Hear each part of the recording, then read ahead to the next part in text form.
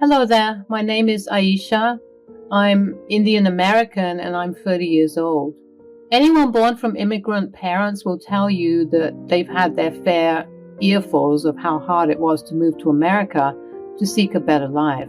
Sometimes they didn't even have to tell you. You could just see how much they struggled. And I was so grateful for all that my parents had to sacrifice. My dad became a successful businessman, defying all odds that were stacked against him as a first-generation Indian immigrant. He did everything he could to provide for his family, and I know that he's in heaven smiling down at me for all that I'm trying to accomplish.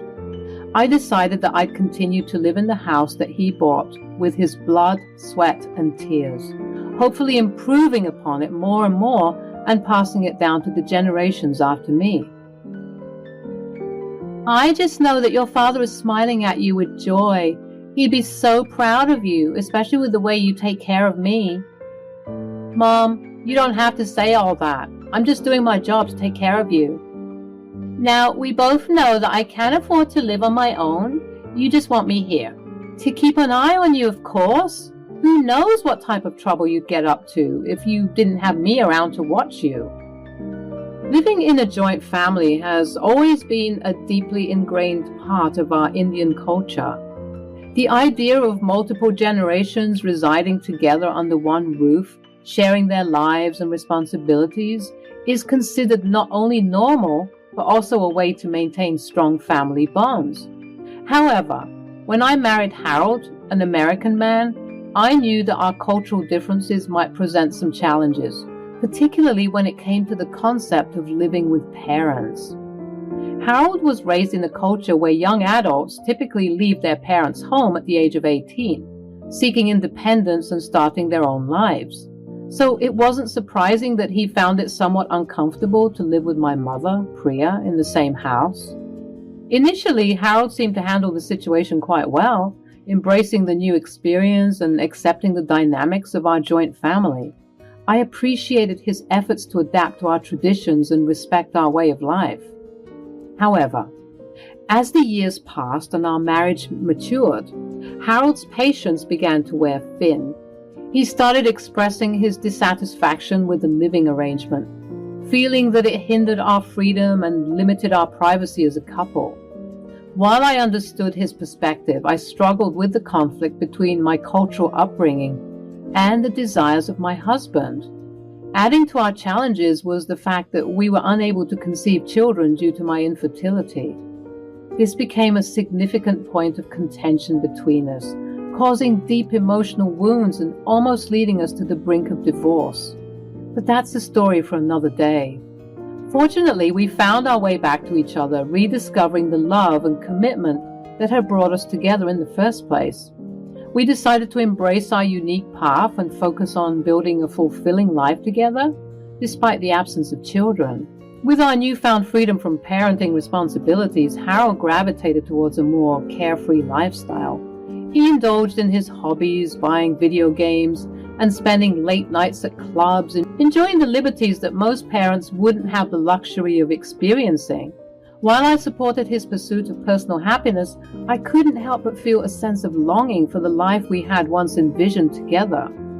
Little did I know that the next chapter of our story would bring unexpected twists and turns, testing our resilience and forcing us to confront the complex dynamics of our relationship. But for now, I hold on to the hope that love, understanding, and a shared vision for the future will guide us through these challenges and help us forge a stronger bond as husband and wife. Harold and I had come a long way in our marriage, but lately I couldn't help but notice a growing frustration within me. It seemed as though Harold's playful and carefree nature was starting to cross the line into childishness, and it was becoming harder for me to ignore. One evening, as we sat in our living room, I mustered the courage to address my concerns. Looking directly into Harold's eyes, I said, "Harold, we need to talk. I feel like you've been acting more and more like a child lately, and it's starting to affect our relationship." Harold, caught off guard by my straightforwardness, responded defensively. "What do you mean? I'm just enjoying my life. We don't have kids, so I have freedom to do whatever I want. But Harold, it's not just about having kids. Coming to terms with my infertility has been tough. We both know that, but I've accepted it. What bothers me is your resistance to embracing the responsibilities and realities of adulthood. We're living with my mother, and it's been 5 years. It shouldn't be this difficult for you to pick up after the house and take care of household chores. I compromised by living with your mom, Aisha. Isn't that enough? Why can't I have my freedom too? I want to enjoy my hobbies and have some fun. Is that too much to ask? The tension in the room was palpable. I took a deep breath, trying to maintain my composure, and said, I understand that you need your personal time and space, but there's a difference between that and completely disregarding our living situation.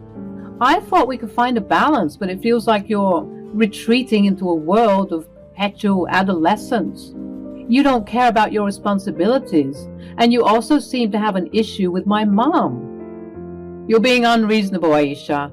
I can't be the serious adult you want me to be all the time. Maybe you're the one who needs to loosen up a little. This isn't about me being rigid or uptight, Harold. It's about finding a compromise that works for both of us. And it's not just about our living situation. It's about our future too. I mustered the courage to broach a subject that had been lingering in the background for far too long. I've mentioned adoption as an option for us, but you always avoid the conversation. It's as if you don't want children at all. But you still want to hold on to this carefree, single bachelor lifestyle, and it's getting on my nerves. It's not that I don't want kids, Aisha. It's just complicated. I don't know if I'm ready for that responsibility. Then when will you be ready? I don't know. We're getting older, Harold. I don't want to adopt a kid when I'm 40. I want to be in their lives for as long as possible. And I want them to spend lots of time with their grandma. And what's with the sudden change of heart, huh? We were ready to have kids 4 years ago, but now you're not ready? 4 years is a long time, babe. My mind has changed. I know that I want to have kids, but just now, Harold, we're a team. We need to face these conversations head on and find common ground. Ignoring them won't make the issue go away. We can't keep living in this limbo where you want to be a perpetual child and I long for a family. Silence enveloped the room as our words hung in the air, carrying the weight of unspoken desires and unmet expectations. It was clear that we had reached a crossroads, a pivotal moment in our relationship that would shape our future. But suddenly he responded passive-aggressively. There are already enough people in this household.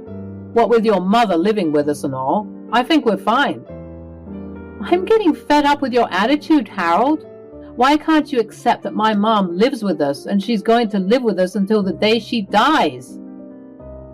Then, until then, I'll do whatever I want. As I looked into Harold's eyes, I couldn't help but wonder if our love was strong enough to bridge this divide. But with answers like those, I was beginning to doubt everything. One day, I came home after a long day at work, hoping for a quiet evening with Harold. As I stepped through the front door, I was taken aback to find an unfamiliar face in our living room, and my confusion grew with each passing second. Oh, hey, babe. How's your day? It was fine, thanks. Oh, don't be surprised. This is Jackie. She's an interior designer. We've been talking all day about designs. I quickly pulled Harold aside, my voice tinged with frustration. Harold, what's going on? Why is there an interior designer in our house? Harold seemed unfazed by my reaction, his casual demeanor only adding fuel to the fire. Oh, I hired her because I wanted to design my game room. I thought it would be a great addition to the house. I felt my eyebrows furrow in disbelief. A game room? We had never discussed anything of the sort. The thought that Harold made this decision without consulting me felt like a betrayal of our partnership. Harold, this is our home. We should be making decisions like this together. You can't just go ahead and hire an interior designer without even discussing it with me. Harold shrugged. his nonchalant attitude making me even angrier. It's not a big deal, Aisha. I'm using my own money and it's not like it's a major renovation. I was thinking of converting Priya's room into my game room. My anger reached its peak and I could feel my face turning red. How could he so casually dismiss the fact that he wanted to take away my mother's space? It was her home too. Harold, this is my mother's room. You can't just barge in and take it for your purposes. If you really wanted a man cave or whatever, why not involve a contractor so that he can build an extension of the house? Harold's face twisted with annoyance, clearly not expecting such resistance from me. Having an extension to the house wouldn't be ideal, Aisha. That would be too expensive. I just want my own space to relax and have fun. My anger boiled over, and without a second thought, I marched into the living room and firmly asked the interior designer to leave. I could feel Harold's eyes burning into me, his anger matching my own. As the tension between us escalated, we began to yell at each other.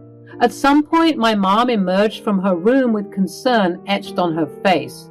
She had been woken up from her peaceful afternoon nap by our heated argument. I took a deep breath, trying to steady myself as I explained the situation to her. Mom, Harold wants to convert your room into his game room. He didn't even bother discussing it with us, and it's breaking my heart to see him disregard our family dynamics like this. My mom's eyes welled up with tears, and she looked at me with a mix of sadness and resolve.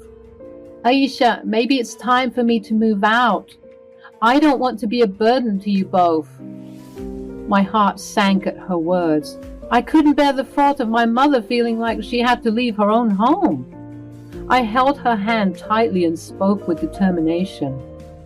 No, Mom, this is your home, and you have every right to be here.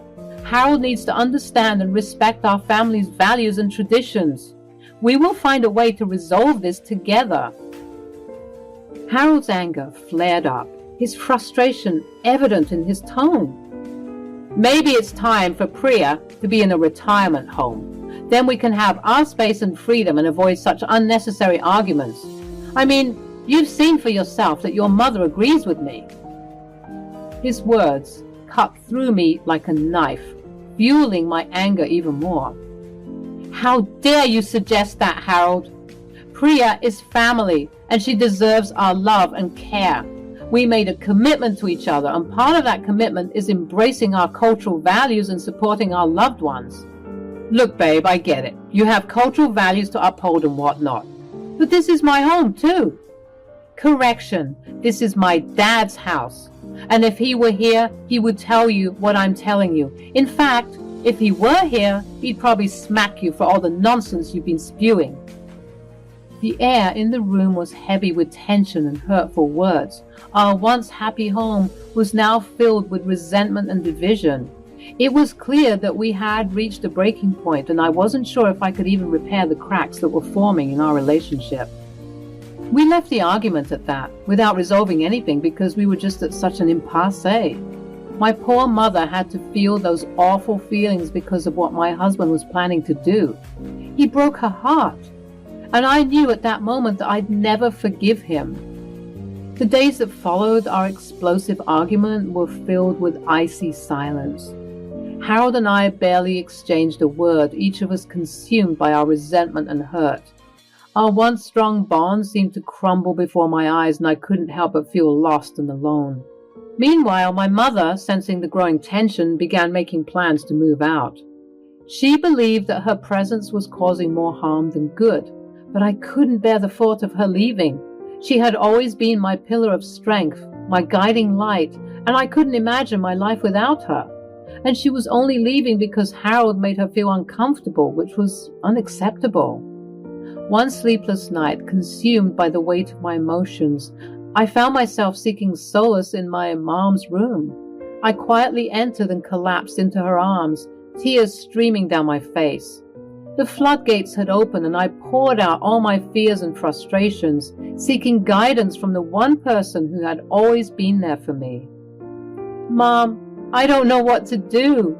Harold and I are falling apart and I feel so lost. We used to be so connected, so in love. But now it feels like we're strangers living under the same roof. She held me tightly, her touch offering comfort and reassurance. Sometimes in the chaos of life, we lose sight of what truly matters.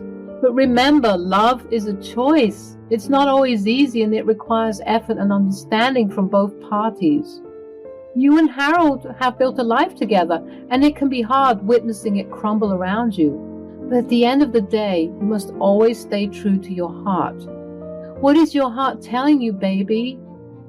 Her words resonated deep within me, and as I wiped away my tears, determination welled up inside. I knew what I had to do, and it wasn't going to be easy. The next day, after coming home from work, I found Harold at the breakfast nook reading, and I slammed down some documents in front of Harold. What's all this? These are divorce papers. He almost spit out his coffee. I stared at Harold, my heart heavy with a mixture of sorrow and resolve. I had reached my breaking point, and though it pained me to do so, I knew that presenting him with divorce papers was the only way forward. Harold, this is not an impulsive decision. It's something I thought long and hard about. We've grown apart, and our differences have become too vast to bridge. It's time for us to part ways. Harold's eyes widened in confusion and fear. The reality of losing me and the comfortable life we had built together struck him like a lightning bolt. Aisha, please, we can work this out. I don't want to lose you, our life together. What will I do without you? Tears welled up in my eyes as his words echoed in my ears. But deep down, I knew that staying in a loveless, toxic relationship was not the answer. I had to be strong for both of us. Harold, we've tried. We've tried so hard, but we're only hurting each other by staying together. We deserve to find happiness, even if it means going our separate ways. Harold's initial confusion quickly transformed into anger, and he lashed out at me with hurtful words and accusations. The pain in his voice was palpable, and it tore at my heart. You ungrateful woman! After everything I've done for you, this is how you repay me? You're just as cold-hearted as they are. The room fell silent as a figure emerged from the shadows. It was my mother. Her eyes filled with a mix of disappointment and protective anger. Harold, your true colors are finally showing. You have no place in this household anymore. This house holds a rich history, one that Aisha's father built with love and respect. You will not tarnish that legacy with your selfishness and disregard for our family values. It's not our fault. You're a lazy, racially insensitive prick. Harold's face contorted with rage. His fists clenched in defiance, but the weight of my mom's words and the truth they held couldn't be denied. Fine, I'll leave this place, but mark my words, Aisha, I'll be back, and you'll regret this decision. With those final words, Harold stormed out of the house, leaving behind an air of tension and uncertainty. I watched him go, my heart heavy with a mix of sadness and relief. My mom, her voice filled with a mixture of sadness and strength, approached me and placed a comforting hand on my shoulder. You've made a difficult but necessary choice. We deserve happiness, and sometimes that means letting go of what no longer serves us. We will support you through this, and together we will find a way to heal. Her words provided a sense of solace and reassurance during the storm that had engulfed our lives. It was a painful moment, but it was also a turning point, a chance to rediscover ourselves and build a new future, one filled with love, support, and a renewed sense of purpose. After the divorce, life took an unexpected turn for both Harold and me. While I focused on rebuilding my life and finding my own happiness, Harold struggled to adapt to the harsh realities he had avoided for so long. One evening, as I was going about my routine, my phone rang. Reluctantly, I answered, knowing it was Harold desperately trying to mend what was broken. Harold, what do you want now? Haven't we been through enough? Harold's voice trembled with regret and longing as he finally realized the magnitude of his actions. Aisha, I made a terrible mistake. I should have appreciated you and everything you did for me. I miss our life together and I'm willing to change, to grow up.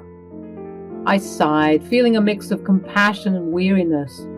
Harold's words tugged at my heart, but I knew that I had to be strong. Harold, it's too late for apologies now. I needed you to be there when it mattered, to support me and share the responsibilities of adulthood. I can't go back to a life where I'm constantly taken for granted. Harold pleaded with me, his voice filled with desperation. But I had found my strength and knew that moving forward was the only option. Aisha, please give me another chance. I'll do anything to make it right. I've learnt my lesson. Harold, it's not about just saying the right words. It's about actions. I can't keep waiting for you to change while you cling to your old ways. It's time for me to find someone who appreciates me and is willing to be an equal partner. Harold's attempts to reconcile grew more frequent. But as time went on, I realized that his longing was rooted in the comfort he lost rather than genuine personal growth. It was a painful realization, but it reinforced my decision to move on and seek a future where my efforts were valued and reciprocated. With each passing day, I focused on rebuilding my life, nurturing my dreams, and surrounding myself with people who brought joy and positivity into my world. Priya, my beautiful mother and rock, stood by my side, her unwavering support reminding me of the strength I possessed. As for Harold, I heard through the grapevine that he continued to struggle, trapped in a cycle of mediocrity. The irony was not lost on me as he toiled away in a failing video game shop, a stark contrast to the carefree life he had once envisioned, one where he was comfortable enough to threaten the comfort of my mother's living space. I couldn't help but feel a twinge of sadness for him, knowing that he had squandered a love that could have brought him happiness and fulfillment. However, I had come to realize that his journey was his alone to navigate, and it was time for me to focus on my path. In the end, the revenge I sought wasn't one of malice or cruelty. It was the revenge of self-discovery, of reclaiming my worth and refusing to settle for anything less than I deserved. And as I embraced my newfound freedom and surrounded myself with love and support, I knew my journey was just beginning.